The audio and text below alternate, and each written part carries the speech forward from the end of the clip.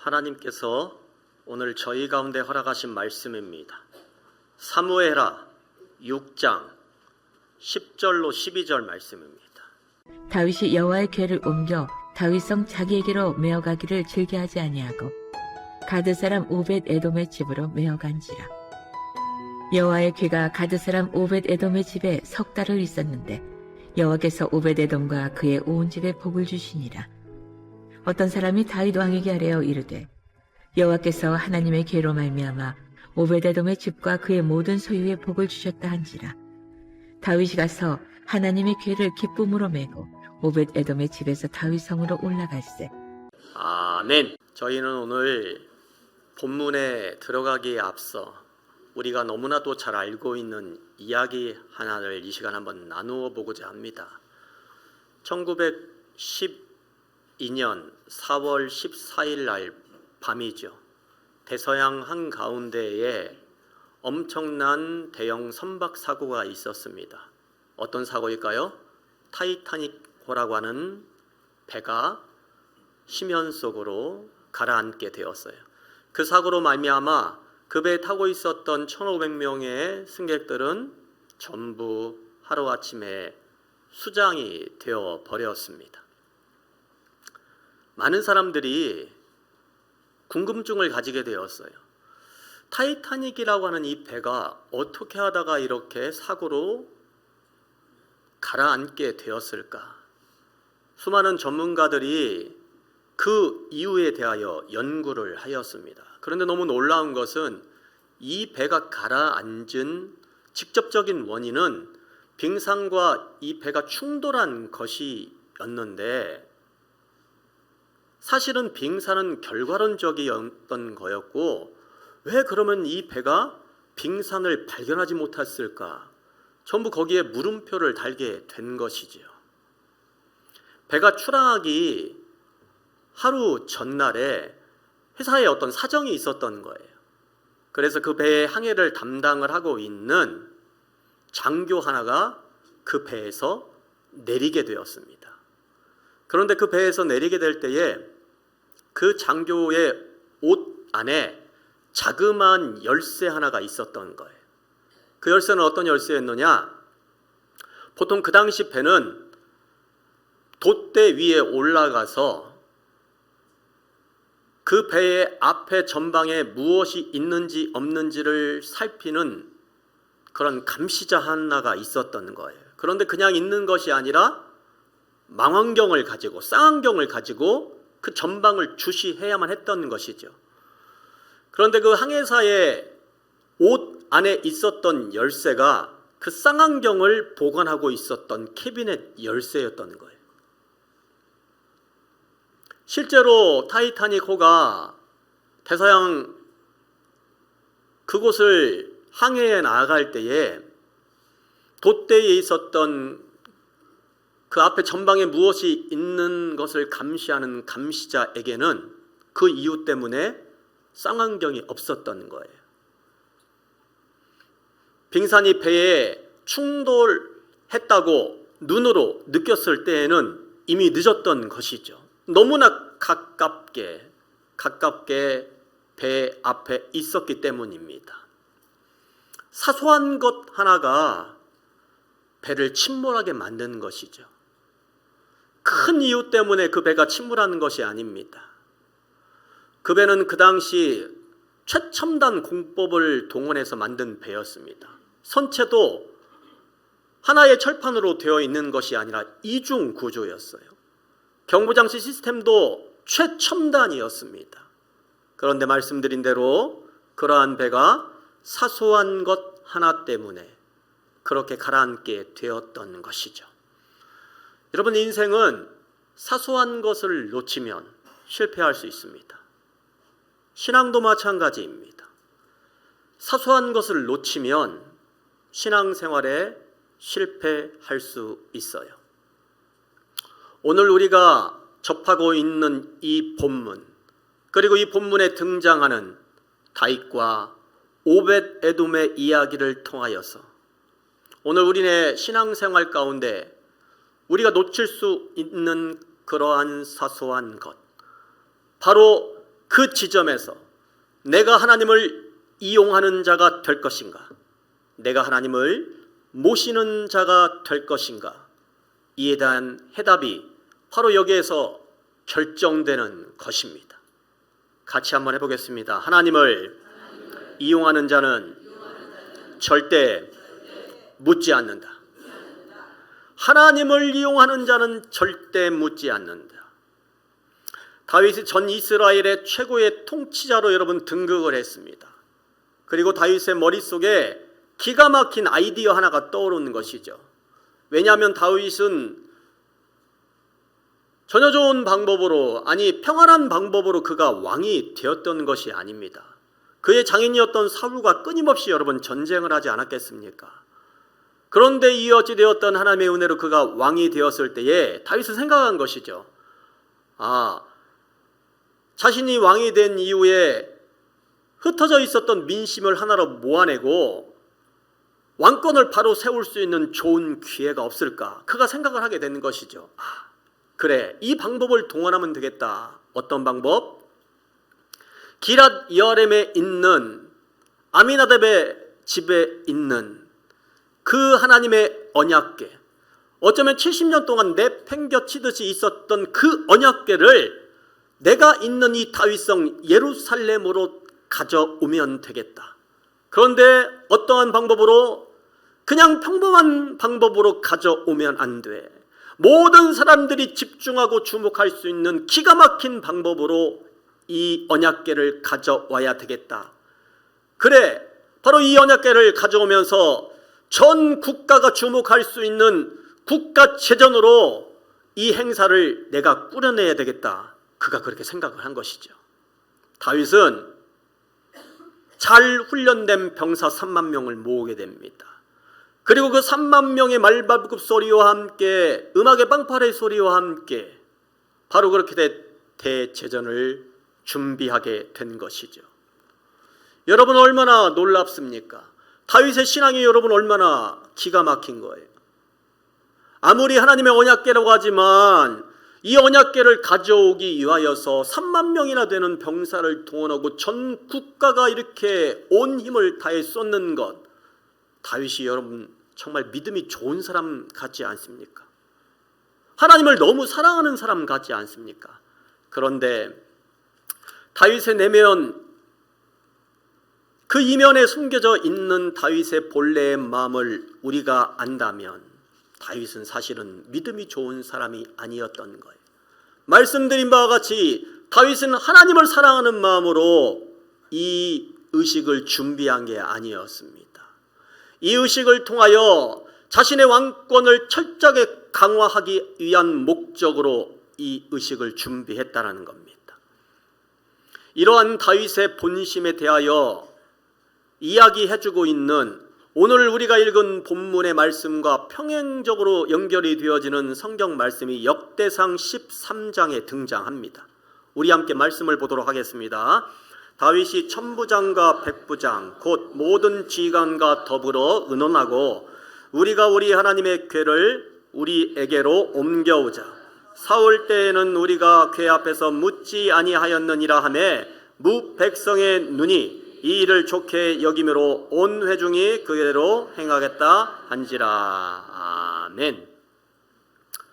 말씀해 보니 다윗이 이 일을 행하기 전에 국가에 있는 백부장과 청부장들, 한마디로 말해서 국가의 모든 지도자를 다 한자리에 모은 거예요.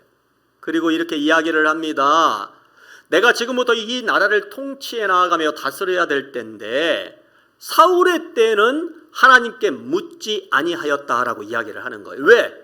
하나님의 언약궤가 기랏 여아림에 있으니까. 그래서 내가 생각을 할 때에 이제로부터 내가 이 나라를 통치를 하는데 사울과 같은 방식으로 이 나라를 통치해 나가는 것이 아니라 하나님의 언약궤를 이 다윗성 예루살렘으로 가져와 하나님께 묻는 정치, 하나님과 함께 동행하는 정치를 내가 해야 될 것 같습니다. 멋있어요, 안 멋있어요? 너무나 여러분 멋있잖아요. 오늘 말씀해 보니 백성들이 이야기를 듣고 좋게 여기었다. 그리고 다윗의 말에 순종하였다라고 성경은 그렇게 증언을 합니다. 그런데 하나님께 묻는 정치를 시작하겠다고 선언을 했던 그 다윗이 정말 너무나 중요한 것을 놓치고 있었어요. 여기서 하나님께 묻다라고 하는 이 단어는 원어적인 의미로 바카르라고 하는 단어를 씁니다. 그냥 단순히 질문 하나를 툭 던진다라고 하는 의미가 아닌 거예요. 일거수일투족을 모든 것을 하나님께 아랜다라고 하는 뜻이 있어요. 뻔히 눈에 보이는 과정이라 할지라도 그 모든 것도 하나님께 아랜다라고 하는 뜻이 있습니다. 무슨 말입니까? 다윗은 이 엄청난 일을 행함에 있어서 그가 기럇 여아렘에 있는 여호와의 궤를 예루살렘으로 가져오는 그 일을 하나님 앞에 묻지 아니하였다라는 이야기입니다.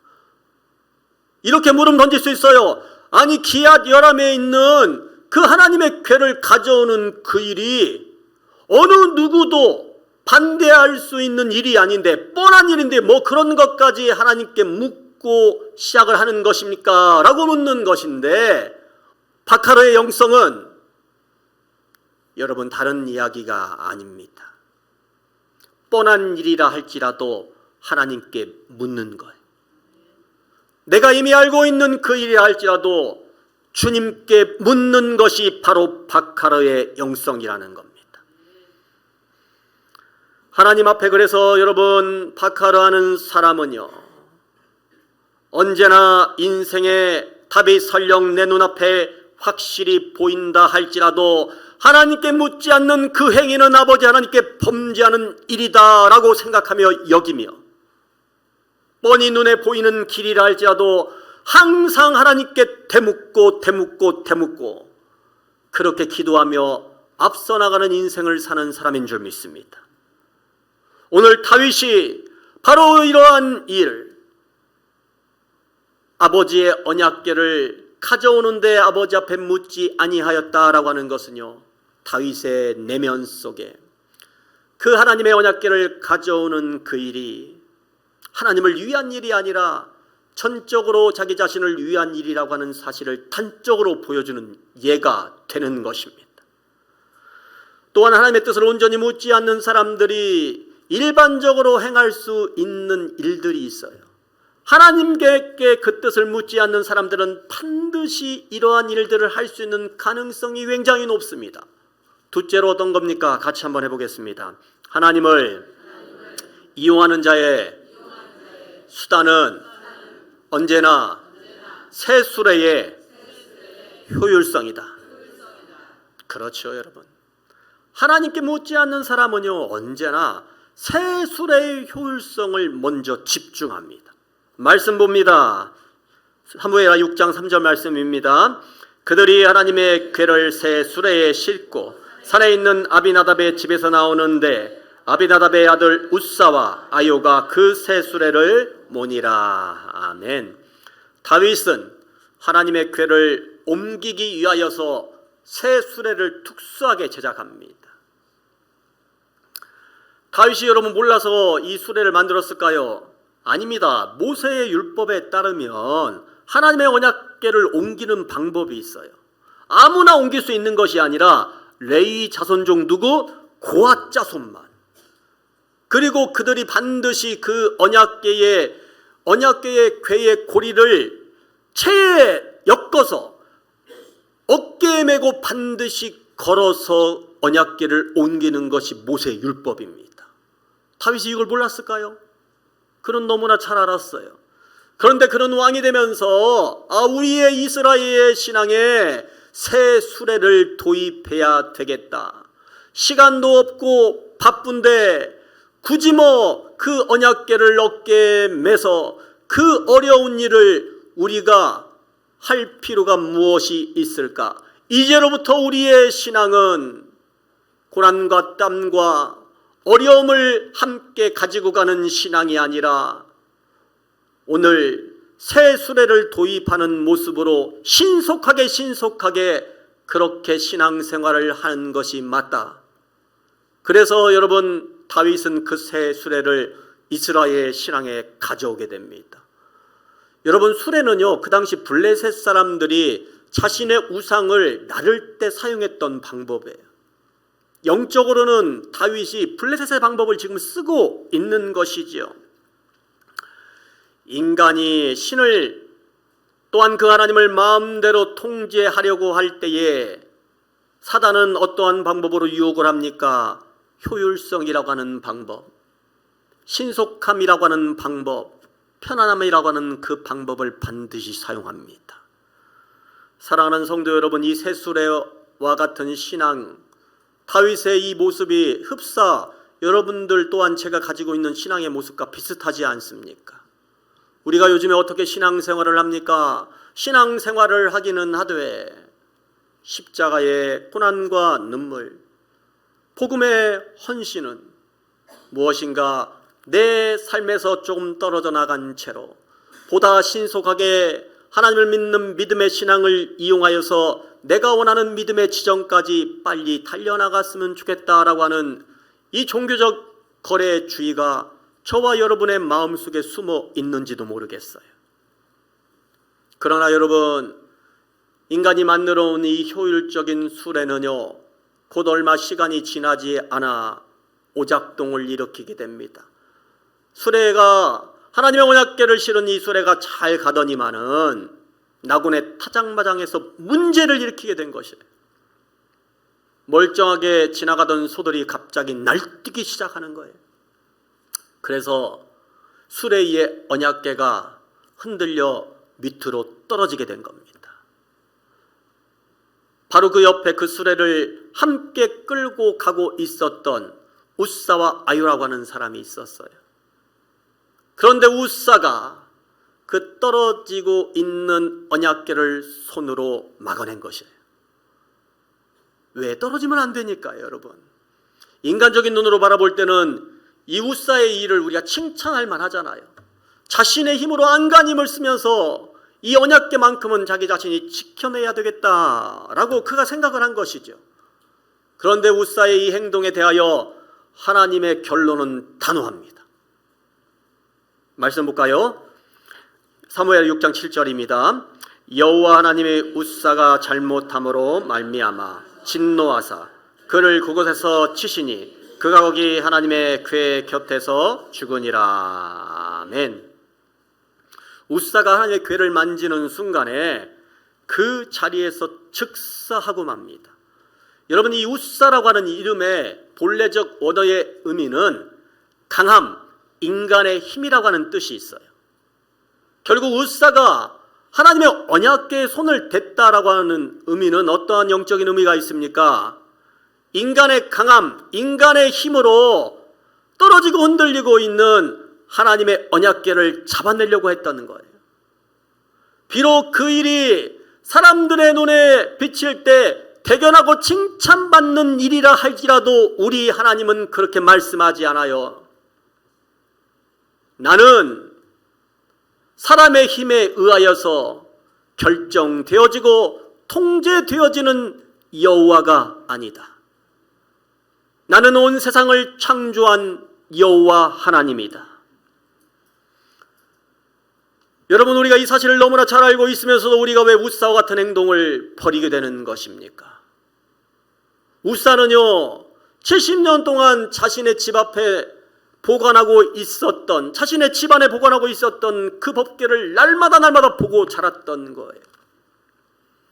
어느새 그 거룩한 아버지 하나님의 법궤를 자기 자신이 통제할 수 있고, 내가 제어할 수 있고, 내가 떨어지지 않도록 도와주어야만 되는 오브제, 다시 말해서 물건 하나쯤으로 그가 생각을 한 것이죠. 이런 우사에 대하여 하나님의 심판은 명확합니다. 인간의 힘, 즉 그 우사로 나를 붙들어내지 말아라.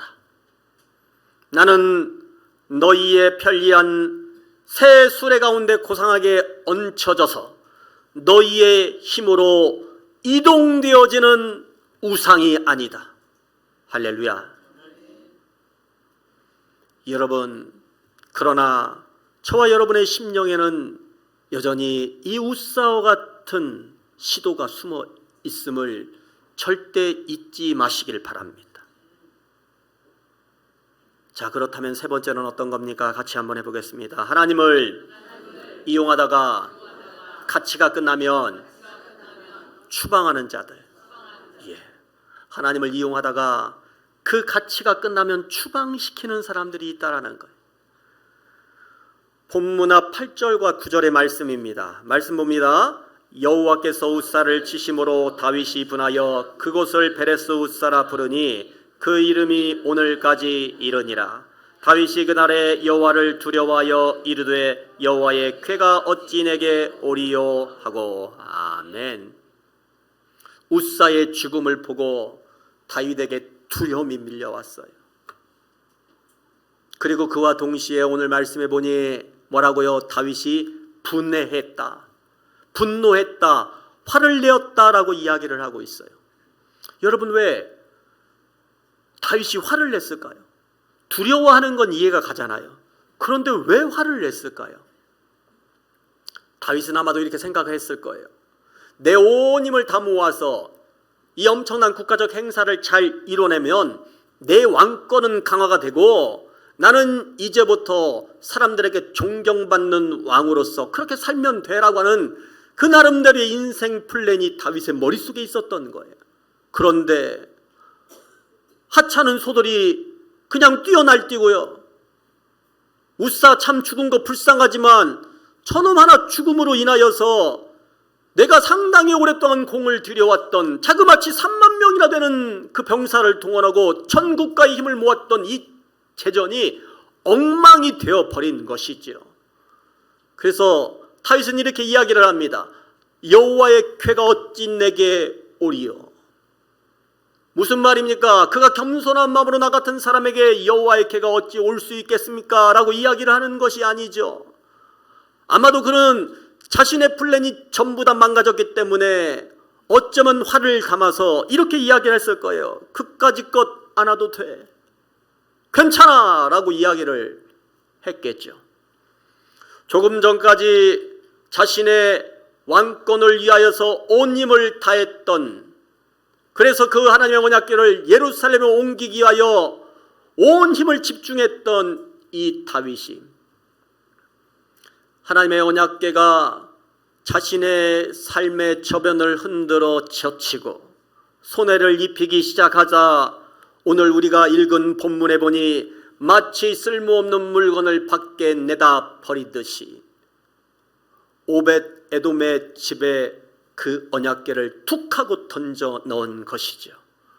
이러한 다윗의 분노와 거절은요, 마가복음 5장에 등장하는 거라사 주민들의 거절과 분노와 여러분 똑같은 맥을 같이 합니다.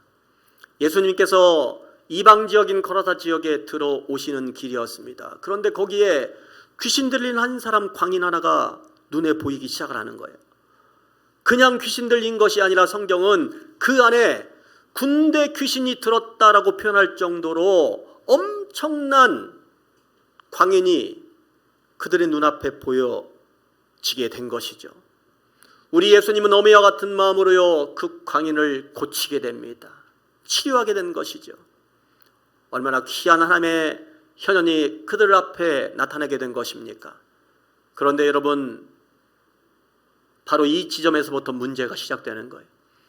그 광인으로부터 나온, 그 미친 사람으로부터 나온 그 군대 귀신들이 바로 거라사 지역에 사람들이 키우고 있는 돼지떼 2,000마리에게 들어가 그 2,000마리가 갑자기 피탈길을 내달리더만 바닷물에 전부 다 빠져 죽어버리게 된 것이죠.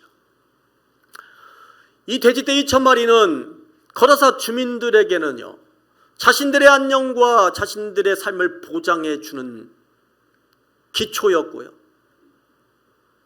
자신들의 재산 중심이었어요.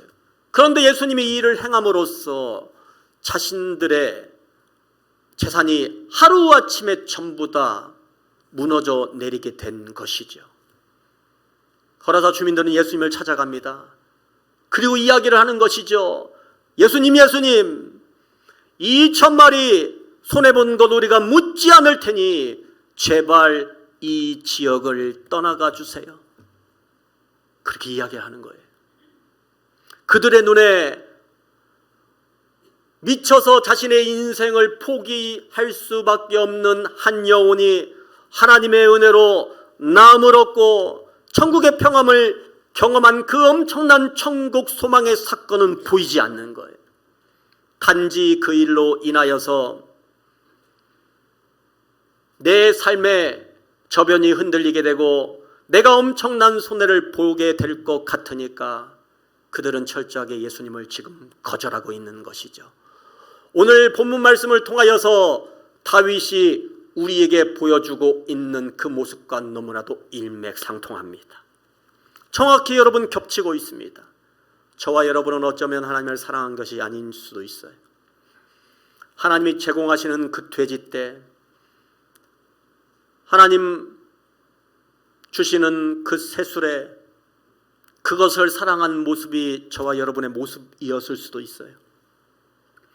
내 평안을 흔들고 때때로 내 삶을 내가 통제할 수 없게 될 때에 오늘 내 인생에 아버지 하나님의 은혜는 필요 없다라고 곧 내쫓아버리는 그 완악한 종교적인 사기꾼의 근성이 저와 여러분 가운데 숨어 있을 수도 있다라는 사실을 절대 잊지 마시길 바랍니다.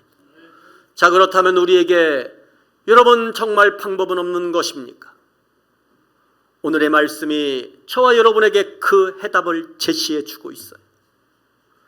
다윗마저 무섭다고 내다버린 그 죽음의 궤, 인간의 힘으로는 도저히 어이할 수 없을 것 같은 그 언약궤가 도착한 곳이 바로 뜻밖의 장소였다라고 하는 이야기입니다. 본문은 뭐라고 이야기를 합니까? 다윗이 여호와의 궤를 다윗성으로 옮겨가기를 즐겨하지 아니하고 가드 사람 오벳 에돔의 집으로 가지고 가서 여호와의 궤가 가드 사람 오벳 에돔의 집에서 자그마치 3달 동안 머물렀다라고 이야기를 합니다.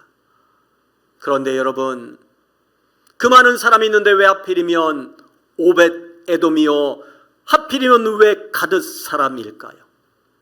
영적인 의미가 있는 거예요. 여러분, 가드라고 하는 지역은 어떤 지역입니까? 블레셋의 5대 도시 중에 하나예요. 여러분, 그리고 골리앗의 고향이기도 한 곳입니다. 하나님의 언약궤가 머물러야 될 이유가 단 하나도 없는 곳이 바로 이 가드의 가드, 이방인의 땅이었다는 이야기입니다. 바로 그 땅에 오벳 에돔의 집에 하나님의 궤가 머물렀다라고 하는 이야기. 그런데 여러분, 이 오벳 에돔이라고 하는 이 이름의 뜻은 어떤 의미가 있습니까? 오베드라고 하는 단어와 에돔이라고 하는 단어가 서로 합성된 것이 바로 오벳 에돔입니다. 오베드라고 하는 이 단어는요, 섬기는 자, 종의 의미가 있어요. 에돔이라고 하는 것은 북다, 이방이다. 그러므로 가드에 있는 오벳 에돔은 어떠한 뜻이 있는 겁니까? 이방에 거하는 사람이지만 바로 그곳에서조차도 어떤 사람으로 남아있는 사람? 종으로 남아있는 사람입니다. 아무런 자신의 삶을 결정지을 수 없는 그 힘이 단 1도 존재하지 않는 사람이 바로 오벳 에돔이었다는 이야기예요. 다윗이 여러분 오벳 에돔의 집에 하나님의 언약궤를 맡길 때에 오벳 에돔에게 물어보기라도 한 것입니까? 그렇지 않았어요. 일방적으로 가져다가 툭 던진 것이죠. 그러나 오벳 에돔은요, 하나님의 언약궤를 받을 때에 그의 이름에 속해져 있는 그 이름의 고백처럼 아무런 의심 없이, 아무런 불평 없이 그 하나님의 언약궤를 믿음으로 받아냅니다. 나는 자격 없는 이방인의 노예입니다. 주님이 나를 치시던, 나를 살리시던 나의 삶의 주권은 주님에게 있습니다. 나는 방금 전에 있었던 그 엄청난 일을 내가 모르는 바가 아닙니다. 그러나 이 아버지 하나님의 언약궤를 두렵지만 아버지 하나님의 현현으로 함께 하심으로 받아낼랍니다. 그러니 이 언약궤를 생명을 다하여 모실 뿐입니다. 오늘 바로 그것이 오벳 에돔의 고백이었다라고 하는 이야기입니다. 여러분, 오벳 에돔의 이 엄청난 고백에 대한 대가가 무엇입니까? 하나님께서 다윗이 그렇게 소중하게 갖고 싶었던 하늘의 복을 물붓듯 오벳 에돔의 집에 부어주셨다는 이야기입니다. 이 오벳 에돔의 조건 없는 수용, 아무런 자격이 없는 이방인이었던 우리가 예수 그리스도의 십자가의 대속의 은혜로 말미암아서 우리 아버지 하나님의 그 복을 물붓듯 얻게 되는 그 놀라운 은총의 역사가 이 오벳 에돔의 삶을 통하여 하나님의 저와 여러분 가운데 보여주시고자 함입니다. 하나님의 법궤를 모심으로 오벳 에돔이 폭발적인 복을 받았다라고 오늘 본문 말씀에 보니 누군가가 다윗에게 가서 그런 이야기를 한 것이지요. 다윗은 생각한 거예요. 아, 그렇구나. 저 가드 이방 땅에 노예로 존재하고 있는 저 오벳 에돔이 헌신을 다하는 마음으로 오직 주님을 사랑하는 마음으로 그렇게 그 언약궤를 섬기게 되므로 하늘의 복을 받아 누리는 인생을 살고 있구나. 내가 하나님께 큰 죄를 저질렀구나. 다윗은 회개한 것이요. 그리고 이제까지 자기 자신이 붙잡고 있었던 그 방법을 하나님 앞에 내려놓습니다. 아마도 성경에는 나와 있지 않지만 자신이 만들어 놓았던 그 수레를 아마 산산이 부셔냈을 거예요. 그래, 기본으로 돌아가자. 그래, 처음으로 돌아가자. 비록 육체의 고통이 따르고 시간이 오래 걸리며 지독하게 비효율적인 방식이라 할지라도 아버지의 언약궤는 우리가 직접 어깨에 메어 올리고 예루살렘으로 그렇게 옮겨오자. 신앙은 그런 것이구나. 오늘 다윗이 자신이 그동안 알았던 잡았던 모든 인간적인 방식을 다 내려놓고요, 어깨의 영성을 회복한 것입니다. 사무엘 하 6장 13절은 오늘 이 다윗의 고백을 또한 다윗의 결단을 이렇게 묘사하고 있습니다. 같이 한번 읽도록 하겠습니다. 여호와의 궤를 맨 사람들이 6걸음을 가매 다윗이 소와 살찐 송아지로 제사를 드리고. 아멘. 여러분, 이게 말이 되는 이야기입니까? 바로 오벳 에돔의 집에서 다윗성 예루살렘까지 거리가 얼마인데 어떠한 방식으로 옮겨요? 6걸음 걸어가고 거기에 제단을 세우고 다시 아버지 하나님께 예배를 드리고 또 6걸음을 걸어가고 다시 제사를 아버지 앞에 드리고 그 일을 예루살렘까지 가는 동안 반복하는 거예요. 얼마나 비효율적이고 얼마나 말도 안 되고 얼마나 이해가 되지 않는 방식을 지금 다윗이 하고 있는 거예요. 그러나 여러분, 다윗은 자신의 힘을 하나님 앞에 완전히 내려놓습니다. 주님, 이제 제가 주님 앞에 속도를 내지 않겠습니다. 주님, 내가 주님과 동행하는 그 일을 나의 인생의 중심으로 삼겠습니다. 이것이 바로 여러분 복음이 요구하는 진짜 조건 없는 영혼의 가난함이요 하나님을 이용하는 자가 아닌 모시는 자의 영성임을 고백합니다. 오늘 다윗이 바로 이 과정을 겪어낸 이후에 다윗의 마음속에는 하늘로부터 내려오는 또한 주님이 전폭적으로 채워주시는 그 기쁨으로 가득합니다. 그리고 다윗은 아버지 앞에 고백하는 겁니다. 하나님, 제가 이제까지 이 나라의 왕이라고 생각을 하였는데요, 주님 아닙니다. 이 나라의 왕은 전적으로 하나님 되십니다. 나의 인생의 왕도 전적으로 우리 아버지 하나님 뿐임을 고백합니다. 아버지 하나님, 설령 제가 주님을 따라 나갈 때에 내가 오늘 이 오베데돔의 집에서 6걸음 걷고 아버지 앞에 예배하며 6걸음을 걷고 아버지 앞에 예배하며 이러한 사소한 일, 그와 같은 일을 반복하는 인생을 산다 할지라도 나는 결코 그 지점에서 주님을 놓치지 않겠습니다. 사랑하는 성도 여러분, 우리네 인생은 뭐 대단한 인생 같다 할지라도 주님을 찬양하고 주님을 예배하고 주께서 맡겨주신 그 일을 감당하는 일뿐입니다. 세상 사람들의 눈에 볼 때는 한없이 사소한 일에 목숨을 거는 사람들이 우리 그리스도인들 아니겠습니까? 그러나 여러분, 바로 그렇게 6걸음 걷고 있는 그 사소함을 절대 놓치지 않는 분들이 되시기를 예수님의 이름으로 축원합니다. 그렇다면 저와 여러분의 심령은 하늘의 기쁨으로 배부른 인생, 그리하여서 귀한 그 다윗의 고백이 저와 여러분의 진실된 고백이 되어 오늘 아버지 하나님을 높이는 귀한 인생을 살아가게 될 줄로 믿습니다. 오늘의 이 말씀을 여러분의 가슴 속에 하루 새기시길 바랍니다. 주님께서 저와 여러분 가운데 함께 하실 것입니다.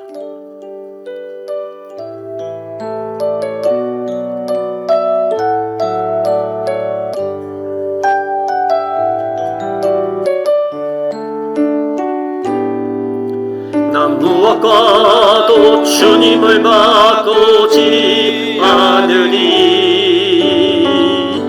다른 어떤 은혜 구하지 않으리. 오직 주님만이 내 삶의 도움이시니 주의 얼굴 보기 원합니다. 주님 사랑해요.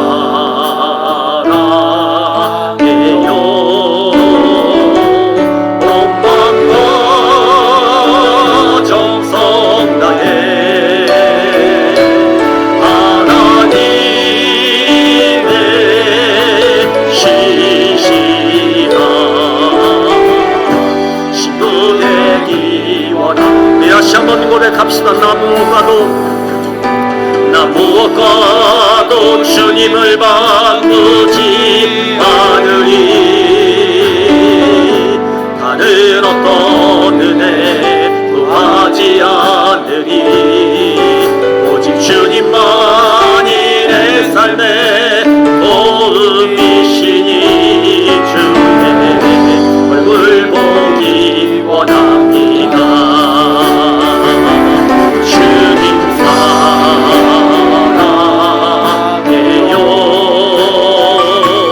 온 마음과 정성 다해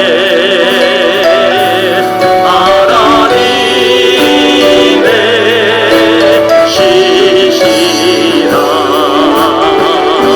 친구 되기. 주님 사랑합니다. 주님 사랑합니다. 주님 사랑해요.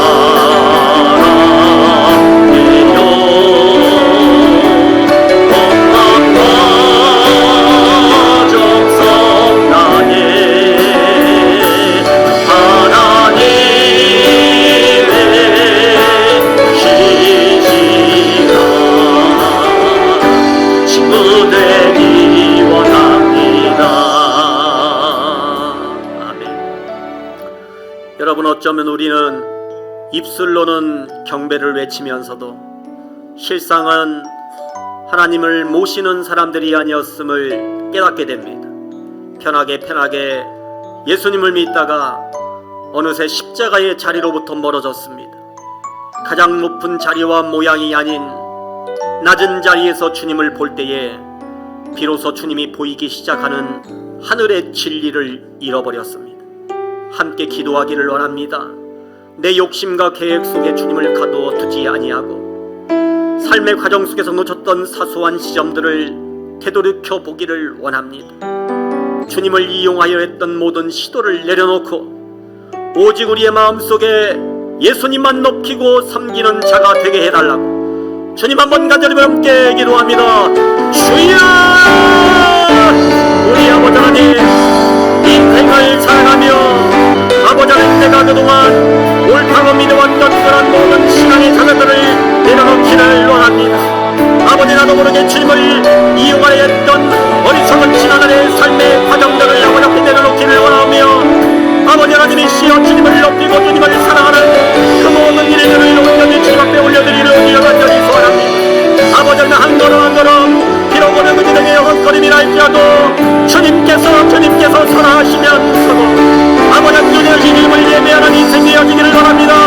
그러나 주님 너무난 그 믿음의 지점 아버지 하나님이시여 우리 앞에 있는 그 산이 높는다 할지라도 내가 주님께 메어지는 그 약속으로 순종해 나가며 땀을 흘리며 피를 흘리며 주에게는 십자가의 길을 걷는 사람이 되기를 오주여 간절히 소원합니다. 아버지 함께하시고 오주여 역사하여 주시옵소서. 하나님 아버지, 내 계획이 무너지고 멈추어 서는 순간 당혹하지 아니하도록 하나님 연약한 나를 붙들어 주시기를 원합니다. 오히려 그것이 우리를 노예의 삶에서 건져내어 주시는 우리 아버지 하나님의 생명의 손길임을 깨달아 알게 하옵소서. 주님 안에 있는 거짓된 눈가림과 타성을 벗어내어 버리고 묵묵히 내게 맡겨진 일상의 모든 지경에서 가장 낮은 모습으로 주여 순종할 수 있도록 역사하여 주시기를 원합니다. 가장 정직하게 수고하는 저희들 되게 하옵소서. 그리하여 마침내 아버지 하나님 우리의 영혼 속에 세상이 줄 수 없는 진정한 자유와 하늘의 평강이 강물처럼 흘러넘치게 하옵소서. 예수님의 이름으로 간절히 기도합나이다. 아멘.